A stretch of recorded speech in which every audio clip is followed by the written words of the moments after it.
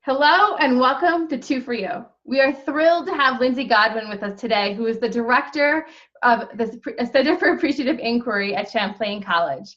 Welcome, Lindsey. Hi, thanks for having me. Yeah, thanks for joining us. So Appreciative Inquiry, it has a real focus on the power of questions to create positive change.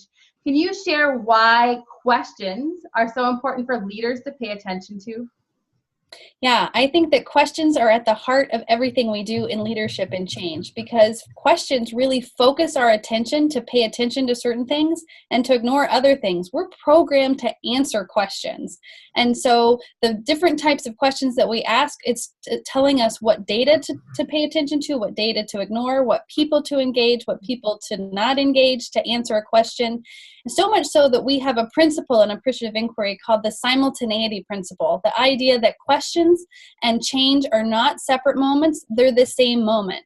So oftentimes in organizations, we think that we'll go ask a bunch of questions to figure out what we need to change. For example, communication, right? We'll go to a focus group and we'll be like, tell me about communication.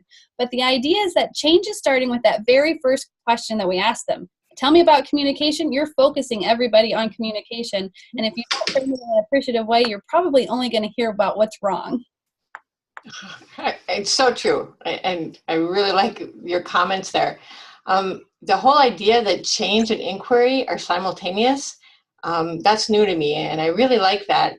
And so if you're thinking about giving us a tip, and how we can reframe our questions to go from that deficit language to that appreciative in nature, what would you share with us?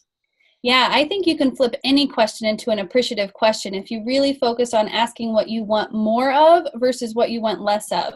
So again, that word appreciative is an economic term, really, this idea appreciate to grow in value. So are you asking questions about what you want to start doing, what you want to build, what you want to reinforce, not what you want to stop or tear down or weaken, right? So really focusing those questions of, are you asking what you want more of? Because again, that's going to focus everybody's attention on that.